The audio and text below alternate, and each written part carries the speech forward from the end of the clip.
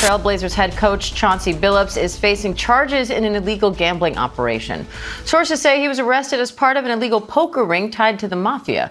He's expected to make his first court appearance in Oregon later today. Meanwhile, Miami Heat guard Terry Rozier is facing charges in a separate federal sports betting investigation. He's one of 6 people charged with using inside information to place illegal bets on basketball games. ABC's Andrew Dimbert is following both of those stories for us. Hi, Andrew. What's the latest on these arrests? Well, Diane, this sent shockwaves through the NBA. On the same day, you have a head coach of a major NBA franchise arrested, along with an all-star guard. And while these incidents are not related, they are both tied to illegal gambling. Let's start with Terry Rozier. His allegations stem from back in 2023 and his time with the Charlotte Hornets, and apparently an unexpected surge in prop bets in a game that Rozier played in. Prop bets are essentially, you bet on a player's performance, not necessarily the outcome of a game. Now, Rozier's attorney has long maintained that the NBA did an investigation and found no wrongdoing. He was then traded to the Miami Heat. He played in a bunch of games last season. He's in the final year of his near $100 million contract, but was arrested shortly after the Miami Heat season opener last night, where he did not play. FBI Director Kash Patel is expected to officially announce charges any minute now, really. What are you watching for there? Well, especially in the Rozier incident. Is this an isolated incident? Is this the beginning of the investigation or the end? Especially for NBA fans who have had concerns over the last few years with the proliferation of sports betting, the legalization of sports betting. Is this an isolated incident, or are there others? Are there other coaches or players that are potentially point shaving or manipulating bets? I think it's worth noting that NBA Commissioner Adam Silver has said that the league does partner with their sports partners and their sports books so that those sports books can provide information about unusual activity and try and nip some of this in the bud. All right, Andrew Dimbert, thank you. Ladies and gentlemen, welcome to another episode of Nerd Chronicles, with host the socially awkward nerd Christian Paul speaking. And ladies and gentlemen, please forgive me after basically just going like months later in regards to the second part of this crazy NBA gambling scandal that's been going down since late last October. Around that time, I mainly discussed mostly about the situation with NBA betting, basically in which NBA players and former NBA players and others were basically banking on certain players really purposely fixing games just to actually get their wagers. You know what I mean? Now, we are actually dealing with a different stratosphere of crazy when it comes to rigging gambling games. You know what I'm saying? In comes Portland Trailblazers head coach Chauncey Billups in regards to the rigged poker scheme that we are actually going to discuss and actually go over the indictment definitely in this video, right? He has been linked to a bunch of mafia crime members all around the New York City tri-state area, and the block has been super hot in regards to the situation. And Damon Jones, who was involved in allegedly fixing games for the NBA, was also part of a rigged poker scheme. It's a lot of craziness. It's some juiciness that's definitely coming down regards with this that we are going to mainly dig together. And also note the upcoming trials for these cases, they are going to be set for the fall of 2026. So, ladies and gentlemen, let's dig right into the FBI case and the FBI indictment involving Mr. Big Shot, Chauncey Billups.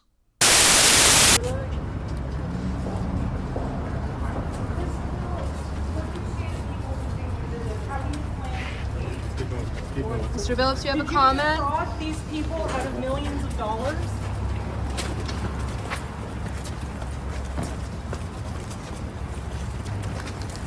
Mr. Billups, did you commit the crimes you're accused of committing? Did you defraud victims out of millions of dollars?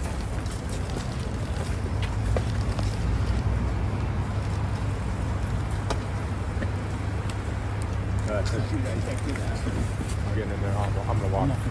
Y'all should be more concerned on how to got information. All right, ladies and gentlemen, we have the official former indictment for Chauncey Billups indictment in regards with the rigged poker scheme that's been filed on the afternoon of October 9th, 2025 in the Eastern District, New York, U.S. District Court. And you see where my mouse is. You see Mr. Big Shot's name right there. And then you got some of the folks are in like criminal gangs that you see up in here with those nicknames. And some of them, definitely in criminal gangs. Others we don't thoroughly know. And also we see Damon Jones there mainly as well. So we'll scroll to the introduction. Basically, it stems all the way back from 2019, meaning the feds have been on this whole ordeal for over 5 years. They've dug a lot of dirt in these guys.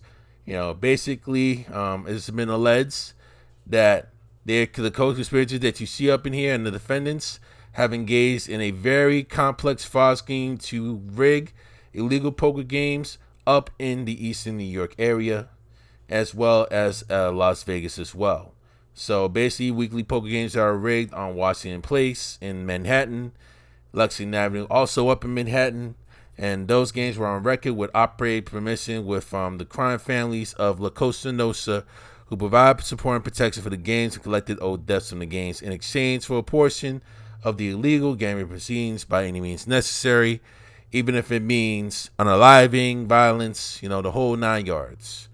Victims of the rigged poker scheme, the victims believed they were participating in straight illegal poker games. They were gambling against other participants on equal footing.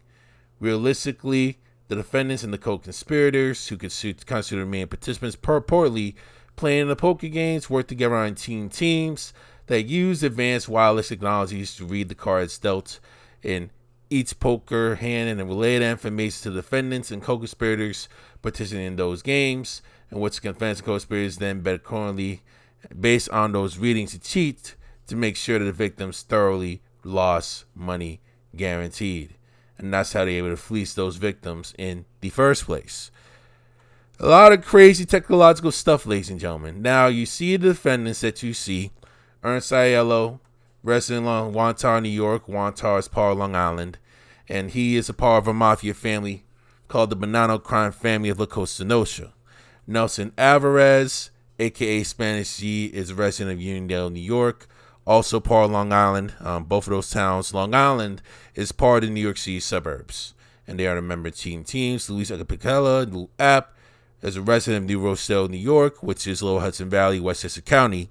Also part of the New York City suburbs. Associated with Cambino crime family of La Cosa Nostra and a member of the teams. Omar Wader, Flappy, Brooklyn, New York resident up in New York City, was the associate of the Gambino crime family, member of the teams, and he was organizer of the Washington Place game and or with others to organize a lot of these rigged games, among other spots. Saul Betcher was a resident of the Bronx, also part of New York City, and he organized the Lexington Avenue game. Chauncey Billups, we know he resides in Oregon. He is the current head coach of the Portland Trail Blazers. Matthew Dadino, a.k.a. Matty, was a resident of Franklin Square, New York, also part of Long Island, Nassau County, and he was a member of the Genovese crime family, La Cosa Nostra, Genovese crime family, the Mafia. Eric Ernest, a.k.a. Spook, was a resident of Missouri and a member of the teams. Lee Falma, resident of Brooklyn, member of the Gambino crime family. John Gallo, also resident of Brooklyn, and associate of the Gambino crime family, member of the teams. He organized the Washington Place game. Marco Garzon was a New Jersey resident, definitely in the New York City area, and a member of there. Thomas Gilardo, a.k.a. Juice, was a resident of Scarsdale, New York, also part of Lower Hudson Valley, also part of Westchester County, and he is an associate of the Banana crime family and later an associate of the Genovese crime family. You see all them suburbs, man? You thinking the hood is really bad? Don't be fooled by them suburbs, dog. You got like some people that have like well-earned money and have like a crud ton of money and can do some wily, grimy stuff that you mainly see right here. Violent stuff that you see right here, ladies and gentlemen. Jamie Gillette, resident of Jericho, New York, also part of Long Island, member of the teams. Tony Goodson, resident of Georgia. He worked with us for our team technology co-conspiracy in the scheme, and he participated in rigged games also. Kenny Hahn, resident of Queens, New York, in New York City. Shane Hennon, a.k.a. Sugar, was a resident of Pennsylvania. He organized those rigged games too. Osman Hoti, a.k.a. Albanian Bruce, Big Bruce, New Jersey resident. Horatio Hu, a.k.a. H, resident of Queens. Sen Hu, resident of Brooklyn, a.k.a. Screwly or Stanley Jonathan Chan, organized Damon Jones, a former NBA player and an NBA associate coach, a.k.a. D. Jones, resides in Texas, I believe. Joseph Landy resides in Staten Island, part of New York City, part of Gambino crime family. John Mazzola, John South, resident of Georgia. Curtis Meeks, a.k.a. Kurt, resident of Texas. Nicholas Minucci, resident of East Northport, New York, Long Island, and part of Gambino crime family. Michael Renzulli was a resident of Islip, New York, another part of Long Island, Angelo Ruggiero Jr., resident of Howard Beach, New York, Queens, and a member of the Gambino crime family. Anthony Snyderman, a.k.a. Doc, Brooklyn resident, laundered criminal proceeds from the rig poker scheme. Robert Stroud, a.k.a. Black Rob, resides in Kentucky. He organized the rig games as well. Seth Trustman resides in Queens.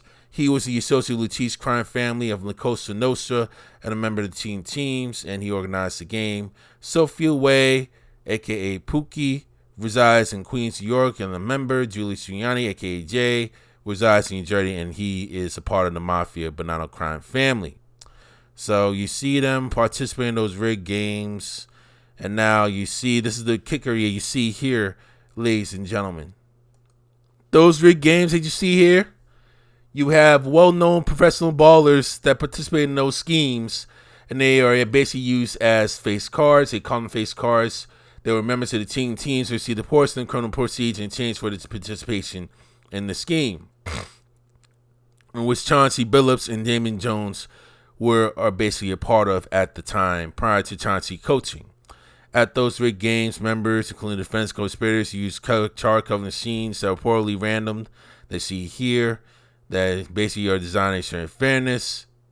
And however, those machines were secretly altered to use concealed technology to read the cards on the deck and anticipate a prediction which player at the table had bet the best poker in hand, and relay the information via the interstate wire to an offside operator.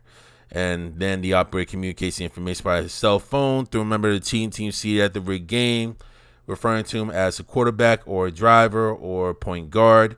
Utilizes secret signaling to share the information with other members of the teams playing the rigged games. And that information is used from the QB to defraud the victims who thought they were playing straight illegal poker games. And they also utilize other cheating technologies and other riggings, such as like trying to poke tip traders who can secretly read cards down to the poker table all the way out. Now, with respect to poker games held in the New York City area, members and associates of Banana, Gambino, and Genevieve's crime families use threats and intimidation to assure payment of debts from the rigged games and the square legal poker games organized by the defendants. Them four right here, they're actually being very violent, as well as the co-conspirators, as well as to protect the games from competition and potential threats. In return, members and associates of those crime families receive portions of the proceeds from the rigged games and those illegal poker games, and they receive proceeds. You see all the suspects mainly actually receive their ends as well. And they want to try and do all they concealing through shell companies and third parties just to make sure that they actually stay in the cover for a while. But eventually, all that stuff is revealed over time. So you see a situation where you have a rigged poker scheme that took place in April 2019, which Chauncey was involved. It took place in Las Vegas, Nevada, and was victims of the fraud of at least 50 grand, 50 racks. And now you see another game around June, July 2023, around the summer of 2023. And you see some defense participating in those rigged games definitely as well. In regards with this, I'm trying to skip all over this. You see the thorough allegation of what's been going on. It's very, very, very deep, ladies and gentlemen. So you see all this happen up in the New York City area. We're not going to dig too deep into that. Another rigged games you see up in Miami, Florida as well. And basically overall from 2019 through currently the present, around the present day of indictment, was at that time would be October 2025. Those rigged poker scheme has caused loss to the victims of at least $7 million. On several occasions, defense co-conspirators used threats of force and violence to secure the repayment, and we already seen that. They had like the repetitive stuff that's there, and they basically, these three defendants you see here, that they basically extort some of these innocent victims that you see here that are very naive in regards to that. And you see some other dudes are involved in co-conspiracy in regards with that.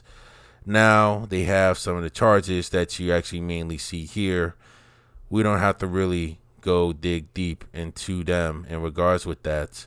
And that's how you see all of this stuff mainly go down with these folks here.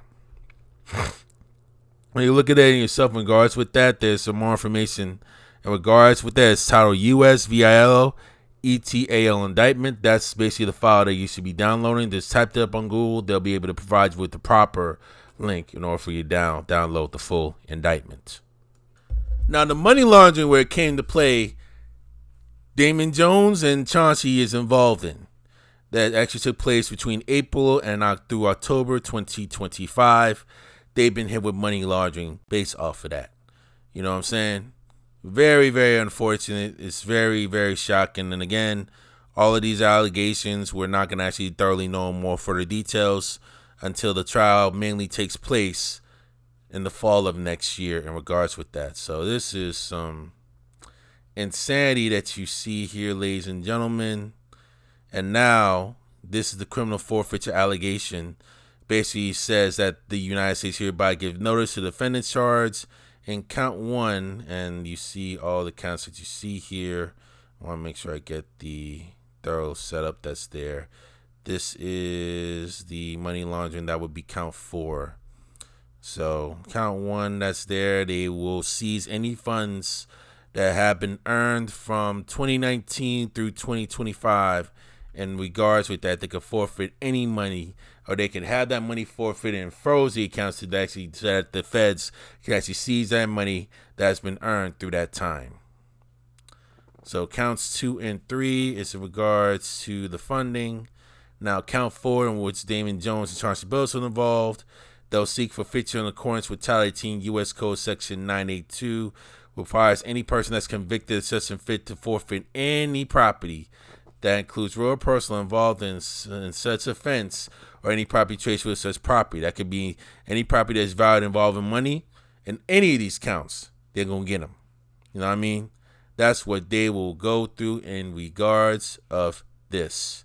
Now, the 5 through 7, with regards to violence, they want the forfeiture of any firearm ammunition. In regards to property, firearms, ammunition, property also in regards to that. They are literally going ham. They are literally going ham on those guys. And based on the rate it comes by, they rarely miss. They have a high conviction rate that come by around the low to mid 90s. So it's going to be a huge challenge for the defendants, including Damon Jones and Chauncey Billups, even with an elite lawyer, to actually try and get a great defense in regards with all this. A lot of juiciness, ladies and gentlemen. Portland Trailblazers head coach and Basketball Hall of Famer Chauncey Billups pleaded not guilty Monday to charges he profited from rigged poker games run by the Mafia. Billups was arraigned in a New York federal courtroom on money laundering conspiracy and wire fraud conspiracy charges, both of which carry a maximum punishment of 20 years in prison. Aaron Katersky is on the scene. He has more from New York. It was striking to see Chauncey Billups, NBA Hall of Famer, Finals MVP, sharing a courtroom and a defense table with purported mobsters and other alleged criminals who federal prosecutors said rigged poker games and defrauded victims out of more than $7 million by putting X-ray technology on the card tables and cameras in the shuffling machines. Billups, as you say, pleaded not guilty. He walked out of here on a $5 million bond secured by a house that he has in Colorado. His wife and family were here with him to help co-sign the bond, and he walked out. Gray suit, white shirt, and pocket square, did not make any statements. Neither did his attorney, but he's going to have to be back here in March as he remains on unpaid suspension from the NBA. Aaron Katersky reporting. Ryan Smith joining us now, ESPN legal analyst. Ryan, what role has the government alleged Billups played in this whole poker scheme? So they're essentially calling him the face card. And when you think about it, they have this high-stakes poker game. The people involved, according to the government, are trying to get these high-net-worth individuals to come. What's a good way to come? Hey, we got a Hall of Fame NBA guy, Chauncey Billups, here. That's why he's the face card. He's the guy who helps bring in, at least according to prosecutors, the victims who they then bilk in these rigged poker games. But that also makes it very interesting as to whether or not he was involved in the scheme, because part of his defense could be, hey, I'm just here playing. I wasn't someone who was in the scheme. But that's the way they're positioning it. He's the face card that brings in the victims so that they could be bilked in the scheme. The severity of these charges is enormous. Who's representing Chauncey Billups, and what defense can they muster? He's got some high-powered lawyers. One of his lawyers is Mark McCaskey, and that's the lawyer that represented President Trump in a lot of his New York investigations that involved real estate companies and charities. He's also he's the son of the former Attorney General. So this is a very high-powered lawyer who is used to big-time cases. And when you have a case like this, 31 defendants, you're one of them. I think it helps to have a well-established, very skilled lawyer like McCaskey is. Now, in terms of defenses, it ends up being interesting. Again, it's early days, so he's going to now get discovery and things like that and see what the government has against him. But one way he could go is to essentially say, I am not a part of the conspiracy. It's like saying, I was present, but I didn't participate. So how does that work? They have to be able to prove that he had knowledge of the conspiracy, that he had intended to fraud people, that he was part of the scheme. But if he just showed up to play cards and they can't prove that he was a part of that, there's not messages or all different kinds of communications about how the scheme works, then he might be able to say, I had nothing to do with this. I just showed up, here I am, and I'm playing. And so that might be a place where he lies in terms of making his defense. But again, it's going to be helpful for him and his defense team to get documents from the government to see what they have on him so they can formulate that defense. What's the possibility of plea deals for those involved in this? There is a lot of possibility for plea deals in this. In fact, the government's already stepped out and said, hey, we're having discussions with a lot of the defendants. We hope to resolve a lot of these cases before trial. But plea deals are very tricky. We don't know if they're having these discussions with, say, Chauncey Billups or other of the people that we know in this case. But they're tricky because a lot of times when you start having negotiations or discussions with one group of people, and you got 31 defendants here, the people who come in later, they don't always get the best deal. Right. The people who come in earlier, they might get a more favorable circumstance, and then you have to worry about what are they saying about me. So the plea deal discussions might be interesting here. Again, they're not saying they're having them directly. They're saying they're having discussions.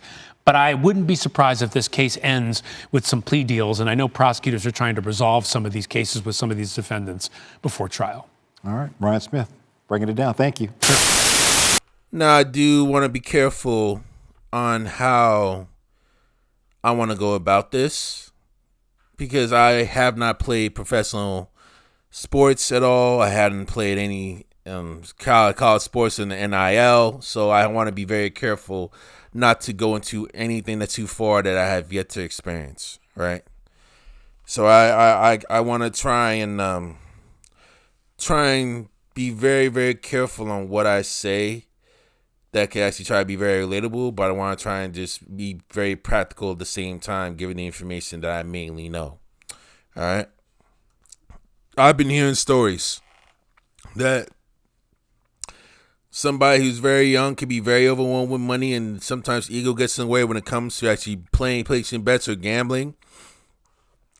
And other times, I've been hearing stories about vets who've retired that had the same lifestyle as they did while playing, and now that reality is mainly hitting and they're financially struggling, making dead ends meet. I don't know specifically about Chauncey's financial situation nor Damon Jones's financial situation. I don't thoroughly know specifically to actually make that account, to actually make assumptions. More than information will be coming out once trial hits. You know what I'm saying? But as I stated before in the last one, like, why get yourself involved in illegal gambling, right? Why not do like your due diligence on like what you're dealing with before you actually come by in? Because there's like a lot of underground folks up here that's like doing some grimy stuff that you don't know nothing about, that you get you unbeknownst to your knowledge and literally try to reel you in. Reel you in unbeknownst to your knowledge, and they get you set up in a trap, financial trap, to try and use violence, intimidation tactics, even threatening your life. Even usually trying to threaten to unalive you just so they can try and mainly get themselves paid. You know what I'm saying? This is the risk when dealing with like illegal gambling. And if you don't do your thorough due diligence in regards with this matter, unfortunately, you could get got just like these players, just like these former athletes that you see here. And I've watched a story in which, a former former mafia crime member actually discusses the details of how they're able to lure athletes and basically use their ego mainly against them. It's just a great video. I basically encourage you guys to actually try and watch those videos up on YouTube. They get like some thorough, deep details in regards with those things. Let me not actually try and get too further into it until the outcome is mainly resolved. Trial will be coming up definitely next year. I'll definitely make an update in regards to both of the situations. Regards to Terry Rozier, regards to Damon Jones and Chauncey Billups. Definitely sometime next year once trial is ongoing and once there's a resolution in regards with the trial and once there's a convention, if there is one. All right? So, no more talk from me, ladies and gentlemen. Chris and Paul from Nerd Chronicles is signing out. Deuces.